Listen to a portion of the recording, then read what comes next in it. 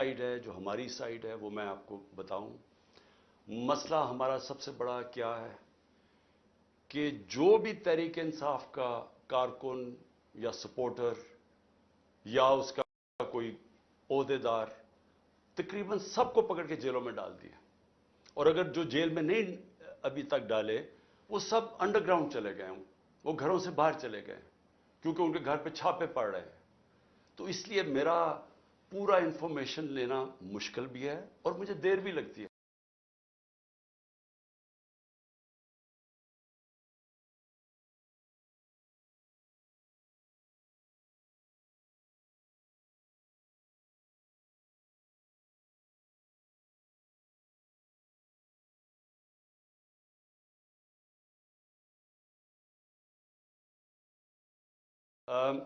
تو اب ہو کیا رہا ہے, ہمارے لیے انفارمیشن لینا بڑا مشکل ہے. ہمیں اتنا پتا ہے کہ 25 ہمارے لوگوں کو شہید کیا گیا گولیاں مار کے. کتنے 100 لوگوں کو, اب تک کوئی فگر ہے 700 لوگ جس میں سے کئیوں کو گولیاں لگی ہوئی ہیں. مسئلہ ہمارا یہ ہے کہ ہمیں انفارمیشن آ نہیں رہی, گورنمنٹ دے نہیں رہی انفارمیشن. ہمارے لوگ انڈر گراؤنڈ گئے ہوئے ہیں, ہمیں ان سے پوری انفارمیشن نہیں مل رہی کیونکہ اس کے اوپر کوئی بات ہی نہیں کر رہا, حکومت کی طرف سے کوئی بات ہی نہیں کر رہا کہ 25 لوگوں کو شہید کیا گیا ہے اور وہ سارے کسی کے ہاتھ میں ہتھیار نہیں تھا. تو گولیاں ماری گئی ہیں. کیا اس ملک میں کوئی جان کی اہمیت نہیں ہے؟ میں بار بار بتاتا ہوں کہ فرانس کے اندر وہ سیدھے سیدھے پولیس کے اوپر پیٹرول بم پھینکتے ہیں. ایک آدمی کو گولی ماری ہے کسی نے, کیونکہ اپنے شہریوں کو گولی مارنے کی اجازت نہیں جب وہ احتجاج کر رہے ہوں. یہ ایک جمہوریت کے اندر حق ہوتا ہے.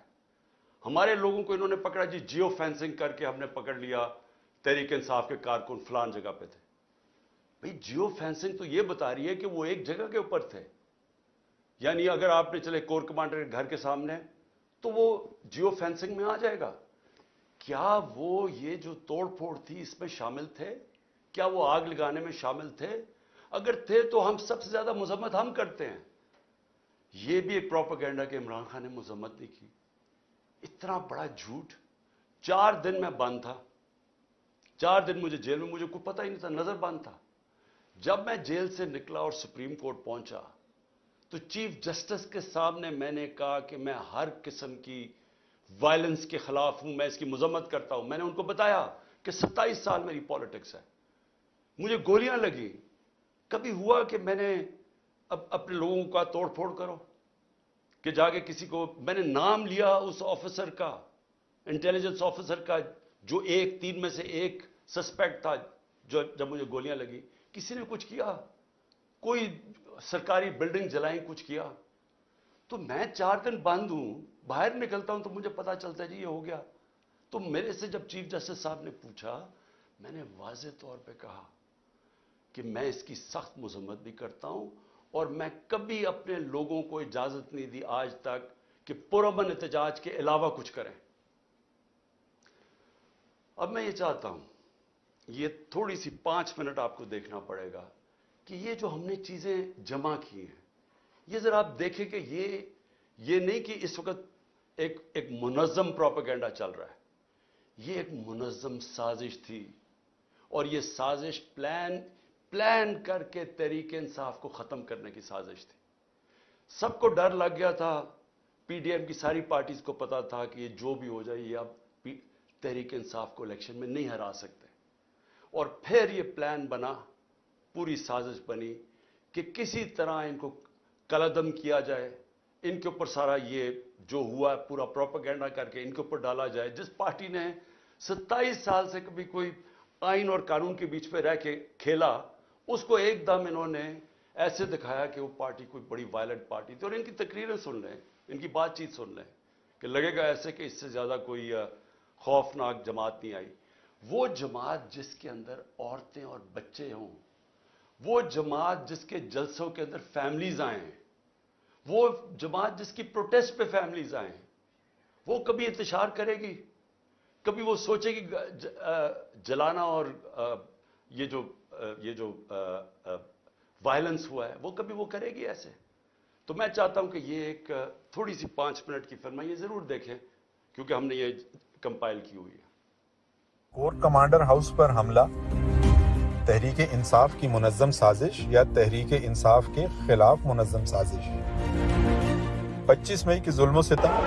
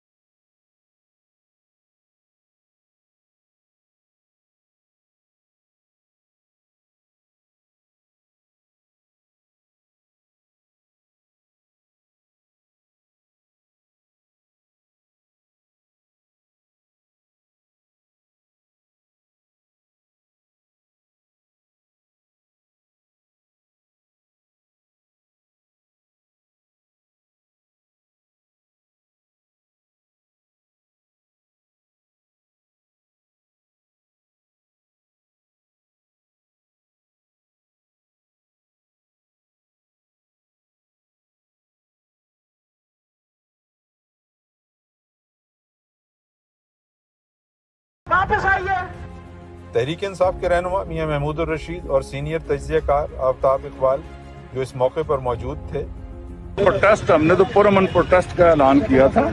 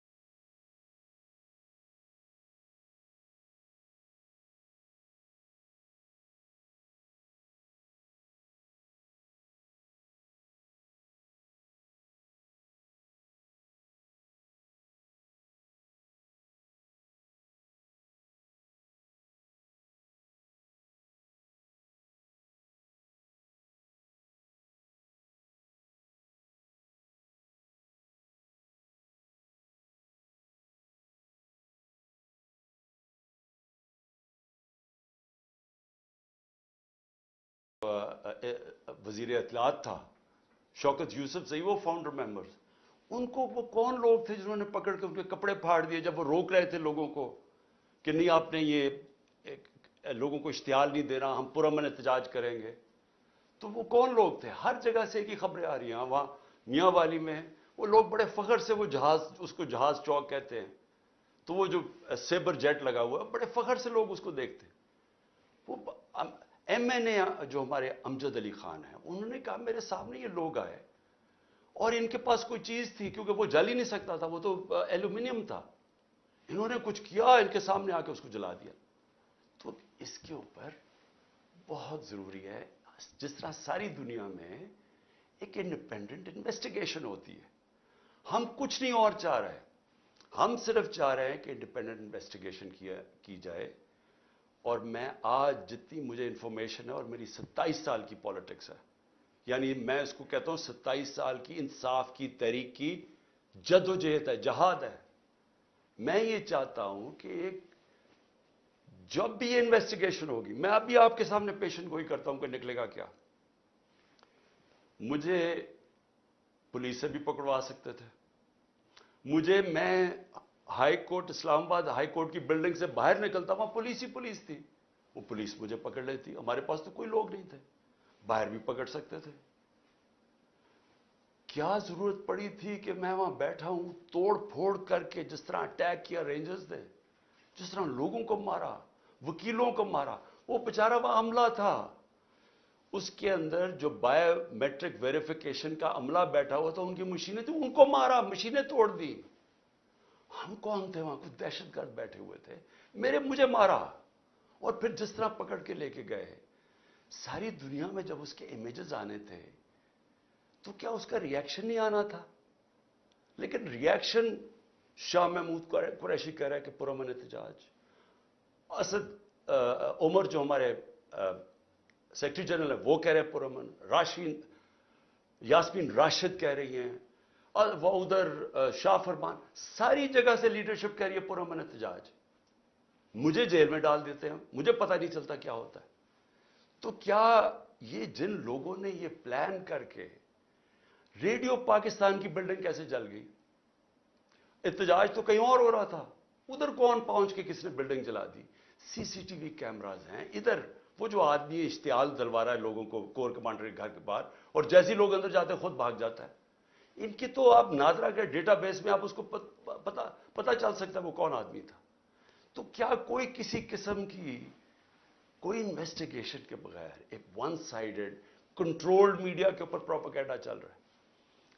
मुझे पकड़ा, इंटरनेट सर्विसेज बंद की, सारे मीडिया के ऊपर कंट्रोल कर लिया, और कंट्रोल्ड मीडिया के ऊपर पहले से वन साइडेड प्रोपेगेंडा चलना शुरू हो गया कि पीटीआई ने कितना जुल्म किया।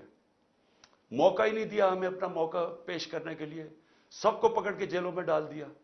मैं अकेला जो सुप्रीम कोर्ट के बाद जब मुझे रिहा होता हूं, पहले मुझे 3 घंटे इस्लामाबाद हाई कोर्ट के अंदर बंद कर देते हैं कि जी रास्ता ही नहीं साफ।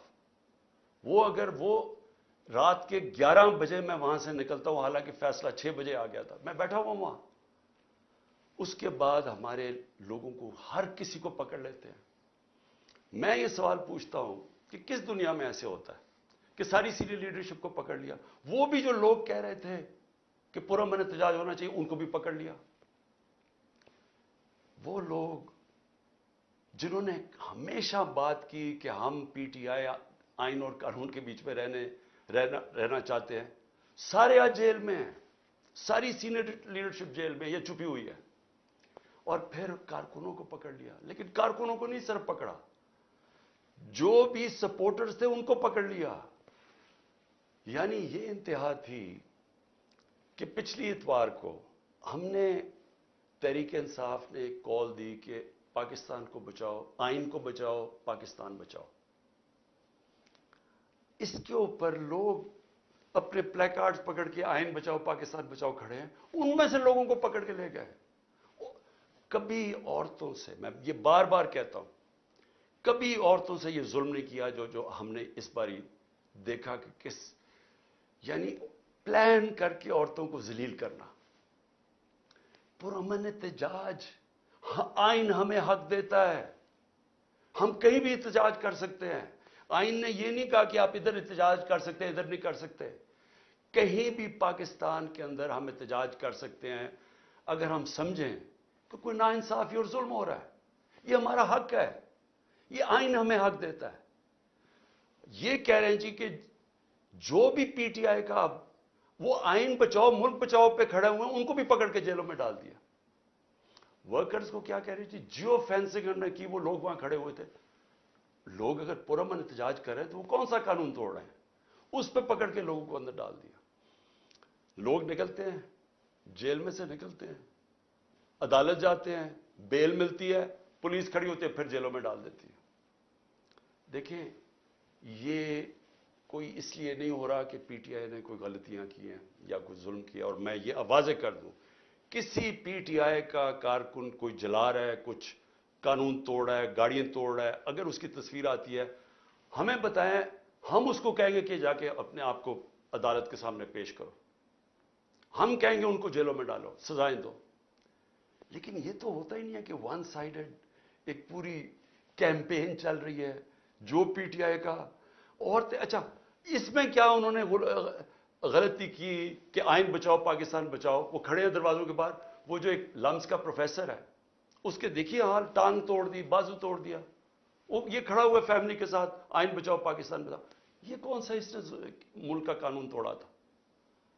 تو اس وقت کوئی ملک کے اندر قانون نہیں کام کر رہا.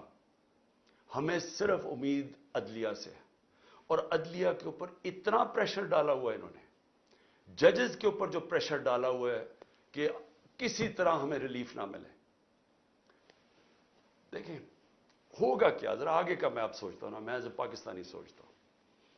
اگر تو مجھے کوئی یہ بتا دے, ہماری یہ پی ڈی ایم کی ساری جماعتیں بتا دیں, ہماری اسٹیبلشمنٹ بتا دیں مجھے کہ جی ہمیں یہ بتائیں کہ اگر اب آپ نے ہمارے جو 2 الیکشنز جو ہونے چاہیے تھے 14 مئی کو, ایک پنجاب کا اور اس کے بعد پختونخوا کا, پاکستان کا آئین توڑا گیا ہے, آئین ٹوٹ گیا پاکستان کا, انہوں نے الیکشن نہیں کروایا. یہ کیئر ٹیکر گورنمنٹ اب غیر قانونی بن چکی ہیں, ان کے سارے آرڈرز انلیگل ہیں.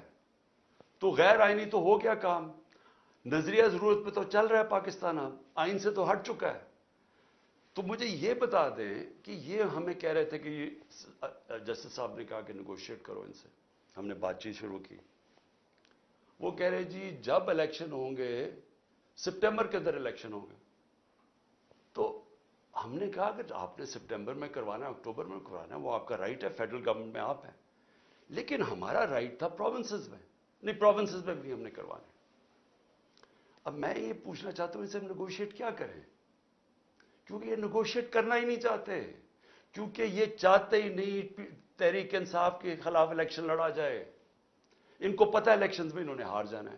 سو یہ جو سارا سازش ہو رہی ہے, یہ ہو ہی ایک وجہ سے رہی ہے کہ تحریک انصاف الیکشن لڑنے کے قابل ہی نہ رہے, اور پھر یہ اپنی طرح جب یہ سمجھے کہ پی ٹی آئی اب بالکل دب چکی ہے, تب یہ الیکشن کروا کے جیت جائے اور پھر واپس آ جائے. تو اسٹیبلشمنٹ سے بھی میں پوچھتا ہوں کہ اس سے ملک کو کیا فائدہ ہے؟ چلے میں مان گیا پی ڈی ایم آگی, وہ تو ابھی بھی بیٹھی ہوئی ہے, لیکن پاکستان کو اس کا کیا فائدہ ہے؟ کیا اکتوبر میں ہماری اکانومی بہتر ہو جائے گی, مہنگائی کم ہو جائے گی؟ میں سمجھنے کی کوشش کر رہا ہوں کہ کیا چینج آئے گا, کیونکہ پاکستان تو ایسے کر کے نیچے جا رہا ہے, سب کے سامنے پاکستان کے حالات ہیں. تو پاکستان کو اس کا کیا فائدہ ہے؟ آپ مجھے یہی بتا دیں کہ پاکستان کو اس کا اکتوبر میں الیکشن کا کیا فائدہ ہے. مجھے یہ بتا دیں کہ اچھا -1 کر دیں عمران خان کو, اس سے پاکستان کا یہ فائدہ ہے, وہ بھی مجھے بتا دیں, میں -1 ہونے کے لیے تیار ہوں. ملک تو نہ میرا تباہ ہو, لیکن یہ جو چیزیں ہیں یہ تو ہم وہ کہتے ہیں نا, ہم ادھر جا رہے ہیں beyond the point of no return, ادھر سے واپسی کوئی نہیں ہے. جب ایک ملک کا آئین ٹوٹ جاتا ہے, جب ملک کے سپریم کورٹ کے فیصلے نہیں مانے جاتے, جب ہائی کورٹ فیصلہ کرتا ہے کہ جی عمران ریاض کو یا پروڈیوس کرو اور اس کو نہیں دیا جاتا, اس کو سامنے عدالت کے نہیں لے کے آتے, جب 7,500 تحریک انصاف کے کارکنوں کو جیلوں میں ڈالا ہوا ہے، وہ زیادہ تر تو ابھی تک عدالتوں میں نہیں آئے، جب وہ آتے ہیں پکڑ کے پھر سے لے جاتے ہیں، کس قانون کے تحت؟ تو یہ قانون تو ختم ہو گیا پاکستان میں، یہ تو اب جنگل کا قانون ہے. تو ادارے بھی کرش کر دیے، سپریم کورٹ کے اوپر پریشر ڈال دیا، اس کے فیصلے نہیں مانتے. 14 مئی گزر گئی، الیکشن نہیں ہوا. اس کے بعد ہائی کورٹ کے فیصلے نہیں مانتے، نیچے سے فیصلے ہوتے ہیں، وہ کہتے ہیں پروڈیوس کرو، ہمیں نیچے سیشن کورٹس میں پروڈیوس نہیں کرتے، وہ فیصلہ کرتے ہیں، وہ پولیس ان کی سنتی نہیں ہے. گھروں پہ دعویٰ بولا جا رہا ہے، گھروں میں گھس کے گھر توڑے جا رہے ہیں، کس قانون کے تحت؟ لوگوں کے گھروں کے اندر گھستی ہے پولیس، سب گھر توڑ کے. اچھا، اگر وہ جس کو لینے جائے اگر وہ نہیں ہے تو اس کے رشتہ داروں کو پکڑ لیتے ہیں، عورتوں کو پکڑ کے لے جاتے ہیں. یہ کس قانون کے تحت ہو رہا ہے اور یہ ہم کس طرف جا رہے ہیں؟ تو یہ ایک پارٹی کو ختم کرنے کے لیے ہم سارے اپنے ملک کو تباہ کر رہے ہیں. کیونکہ قانون، رول آف لا جب ایک ملک میں ختم ہوتا ہے وہ ملک تباہ ہو جاتا ہے. اس کو بنانا ریپبلک کہتے ہیں. اس سے کیا ہو رہا ہے کہ ہمارے ملک کا پیسہ آج ملک کو چھوڑ چھوڑ کے باہر جا رہا ہے. ہمارے پروفیشنلز 9 لاکھ پروفیشنل ملک چھوڑ کے چلے گئے ہیں. شوکت خانم میں تقریباً 10% کنسلٹنٹس. یاد رکھیں، ہسپتال، کینسر ہسپتال کے لیے بڑا مشکل ہوتا ہے کیونکہ اسپیشلسٹ ڈاکٹرز ہوتے ہیں. 10% کہہ رہے ہیں، 5% چھوڑ کے چلے گئے، 5% تیار ہیں چھوڑنے کے لیے. کیونکہ لوگ امید ختم ہو گئی ہے لوگوں کو ملک سے. بیرون ملک پاکستانی کیوں شور مچا رہے ہیں؟ وہ دیکھ رہے ہیں ملک تباہی کی طرف جا رہے ہیں.